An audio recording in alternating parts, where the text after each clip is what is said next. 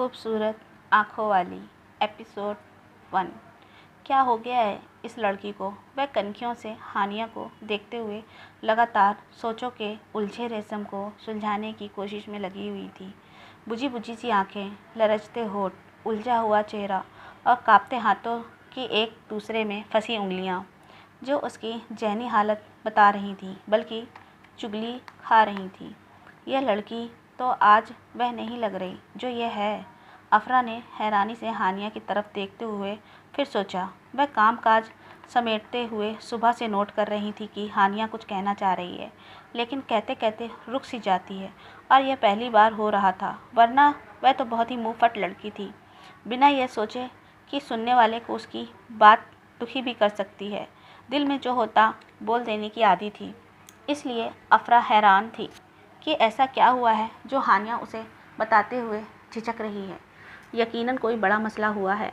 तरह तरह के खतरे तो उसके दिल में पंजे गाड़ चुके थे, लेकिन जो पिघला हुआ शीशा उसने अफरा के कानों में उड़ेला था, उसके बारे में तो वह सोच भी नहीं सकती थी।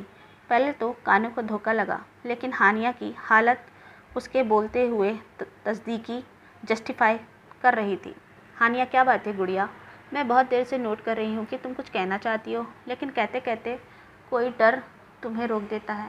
वह उसकी आंखों में देखते हुए नर्म लहजे में सवाल कर रही थी। देखो, तुम अच्छी तरह जानती हो कि मैं तुम्हारी भाभी नहीं बल्कि बड़ी बहन और दोस्त भी हूँ। तुम अपनी सहेली को सब कुछ बता सकती हो। दिल पर जो बोझ है उतार कर मेरे हवाले कर दो। वैसे तो बहुत नाजुक सी हूँ, लेकिन मैं सारे बोझ उठाने की ताकत रखती हूँ। हानिया की आंखों में धुंध सी फैल गई। भाभी, मेरा दम घुटने लगा है। शर्मिंदगी के बोझ तले दबे हुआ दिल अब ये सब बर्दाश्त नहीं कर सकता। वह सिसकने लगी थी। सुनो हानिया, यह तो अच्छी तरह से जानती हूँ कि जब एक जवान लड़की ऐसी बातें करने लगे तो यकीनन बोझ पत्थर का नहीं, पहाड़ जितना बड़ा और भारी होता है, और पहाड़ को दिल में छुपाना भी मुमकिन नहीं होता। तो अब बोल दो जल्दी से, मेरे सारे काम पड़े हैं। वह दीवार पर लगी घड़ी की तरफ देखते हुए बोली तो हानिया ने एक लंबी सांस लेकर जैसे बिखरा हुआ हौसला जमा किया था। भाभी, मुझे अपनी गलती का इकरार करना है। मैंने बहुत मजबूर कर 6 महीने पहले अपनी मर्जी से निकाह कर लिया था। लरचते कांपते लहजे में यह जुमला कहते हुए उसका सर इतना झुका हुआ था कि ठोड़ी यकीनन सीने में चुभ रही होगी। अफरा के सर पर जैसे अचानक ही छत आ गिरी थी। वह अपने चकराते सर को झटक कर उसके लफ्ज़ों को समझने की कोशिश करते हुए करीब रखी कुर्सी को मजबूती से पकड़कर खड़ी हो गई थी। हानिया जवाब में जिस रवैये की उनसे उम्मीद कर रही थी, वह अब देखा नहीं जा रहा था। उसने झुकी हुई नज़रें बड़ी मुश्किल से उठाईं और भाभी के चेहरे पर पहले सदमे और बेयकीनी के जज्बात देखकर और ज़्यादा शर्मिंदा होते हुए बोली, भाभी, खुद को संभाल लें और यह भी मान लें जो आप सुन रही हैं मैं वही बोल रही हूँ। मुझसे यह जुर्म हो गया है, अब मुझे सज़ा दें या मुआफ़ कर दें, आपका बड़प्पन है। हानिया ने अपनी बड़ी भाभी, जिसे वह माँ कहती थी, के ठंडे हाथ पकड़ लिए थे और बात ख़त्म करके यूँ हाँफने लगी जैसे बहुत दूर से भागती हुई आई हो। भाग तो रही थी वह अपने खतरे और गैर यकीनी ख्यालात के सायों से, लेकिन अच्छी तरह जानती थी कि इस इंसान जितनी भी तेज़ हो, तकदीर की पकड़ से नहीं निकल सकता।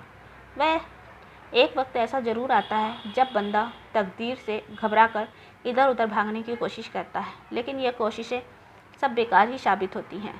तुम पागल तो नहीं हो गई?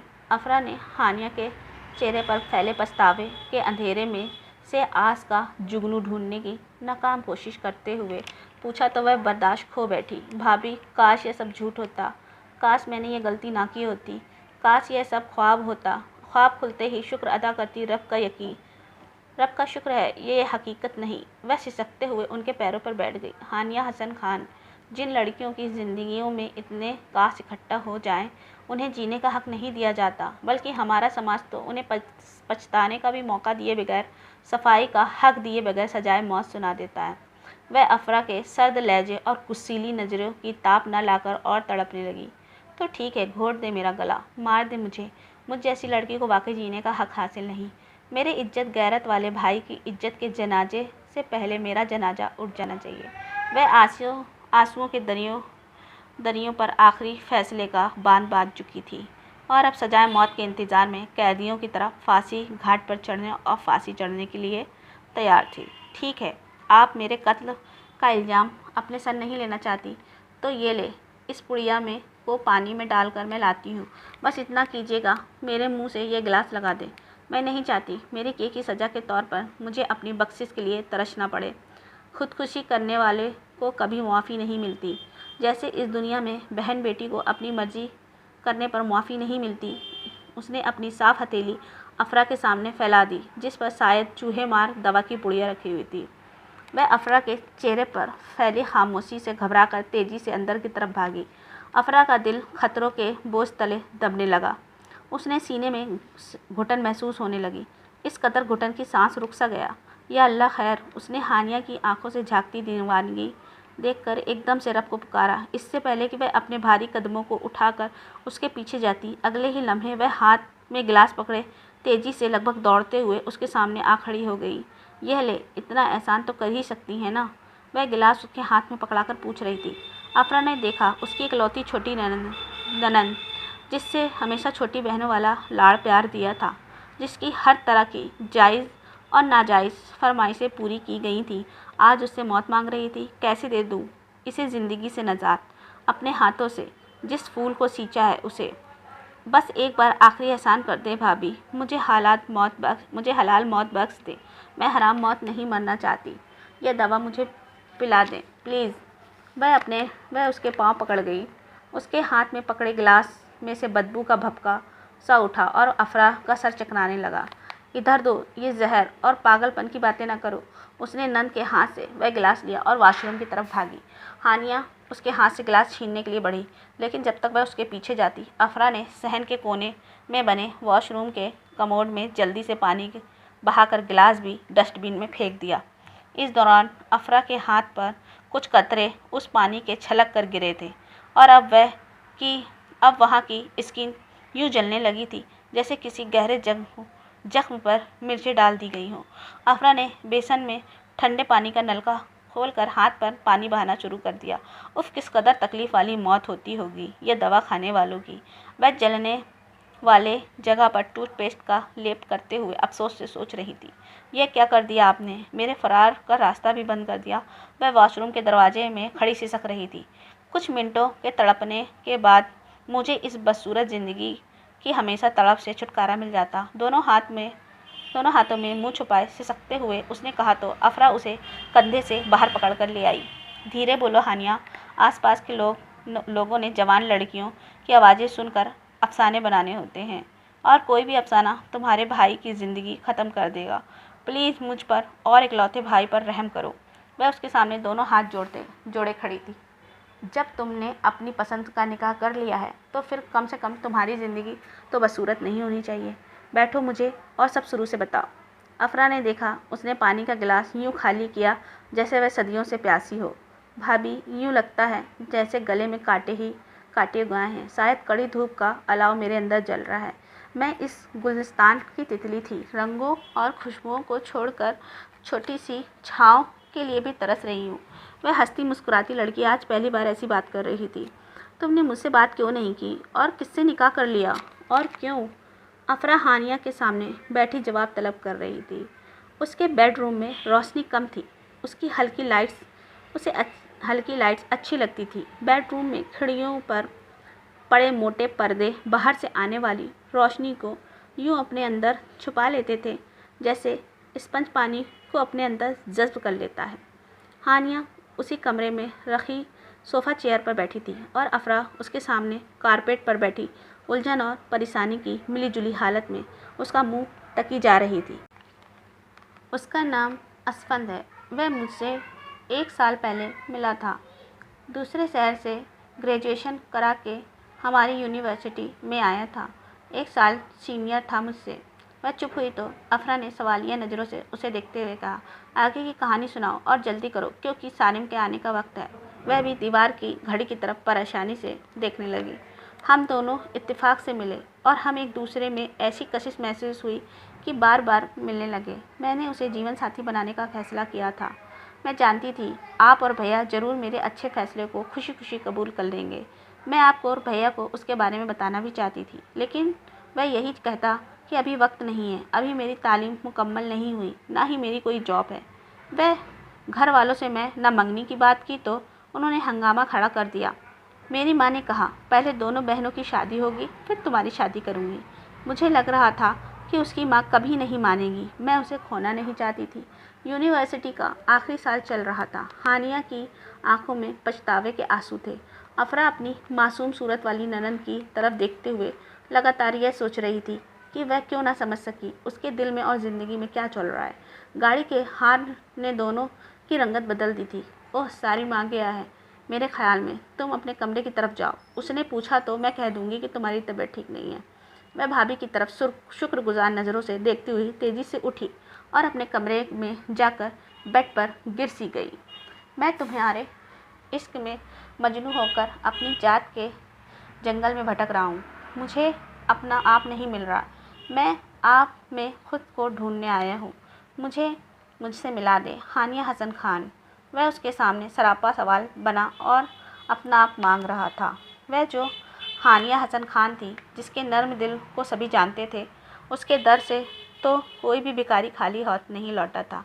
बचपन से दयालु थी। कोई सहेली कहती, हाय हानिया, यह पाउच कितना प्यारा है, तो वह उसी वक्त पाउच में से पैसे वगैरह निकाल कर उसे दे देती। कोई क्लास फेलो नए स्कूल बैग की तारीफ़ कर देती तो स्कूल से वापसी पर माँ देखती उसने अपनी किताबें प्लास्टिक के शॉपिंग बैग में रखी होती और पूछने पर बहुत ही मासूमियत और लापरवाही से कंधे उचकाते हुए कहती, अब सहेली को तोहफ़ा भी न दूँ क्या? आप ही तो कहती हैं तोहफे देने से मोहब्बत बढ़ती है। अब मोहब्बत बढ़ते और फलते फूलते देखती रहें। लेकिन इस बार तो वह तोहफे में अपना आप नहीं दे सकती थी। एक अजीब बात हुई थी उस दयालु लड़की के साथ कि उसकी पहली बार उसे कोई इतना अच्छा लगा था कि उसने हमेशा देने वाली चुपके चुपके रब से खूबसूरत नौजवान को मांगने लगी थी। मोहब्बत इंसान को रब से कितना करीब कर देती है, उसे अब अंदाज़ा हुआ था। मैं आपसे बहुत मोहब्बत करता हूँ हानिया हसन खान। मुझे लगता है मेरी आती जाती सांसें कहानियाँ हैं और आप हर कहानी की शुरुआत भी हो और ख़त्म भी। जिस दिन मुझसे दूर हुआ हर कहानी भी ख़त्म हो जाएगी। उसका लहजा सच्चाई का गवाह था। क्या आप मेरे लहजे की सच्चाई का एहसास नहीं होता? वह उदास था।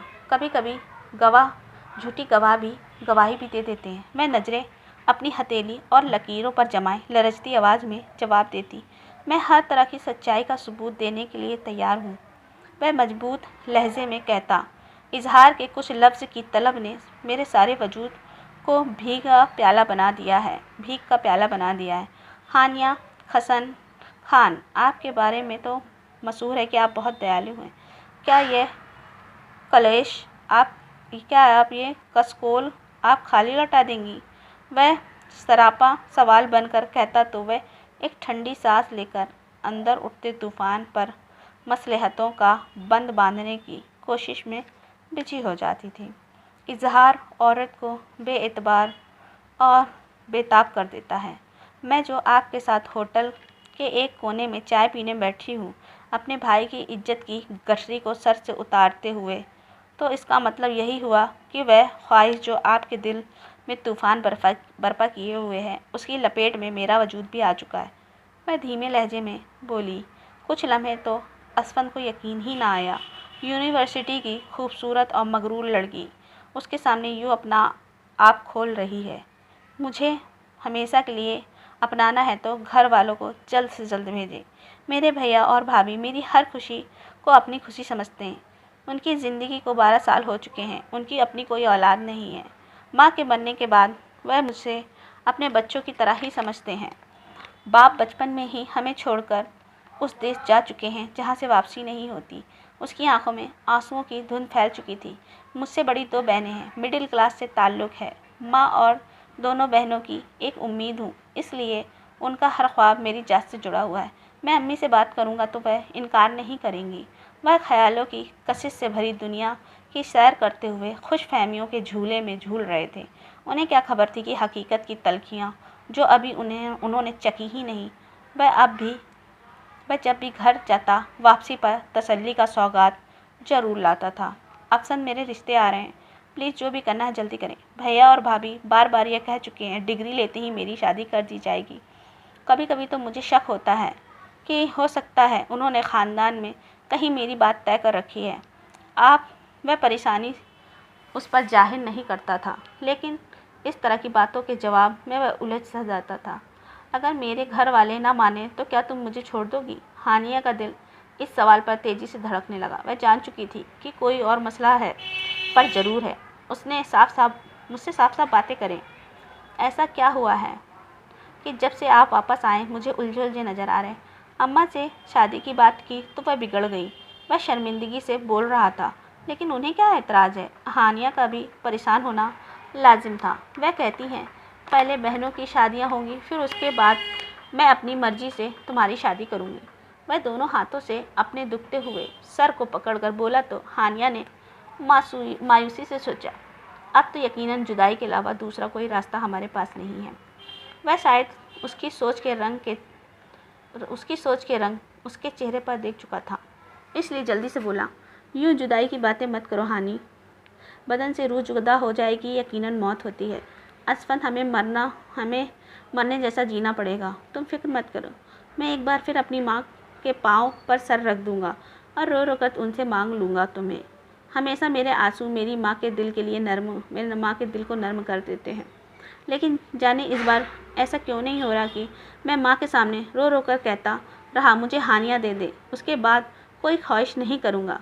और यह सब सुनकर लगातार वह इनकार करती रही। वह मर्द होकर रो रहा था। मोहब्बत का मोती उसकी आंखों से गिरा और हानिया वह अनमोल मोती अपने दुपट्टे के पल्लू में छुपा लिया। मतलब बिछड़ने में से 3 महीने रह गए हैं। उसकी बात ने असफन को और ज़्यादा परेशान कर दिया। ये कभी मत सोचना कि हम दोनों एक दूसरे से जुदा होंगे। कम से कम मैं मौत से कम में जुदाई का सौदा बिल्कुल नहीं करूँगा।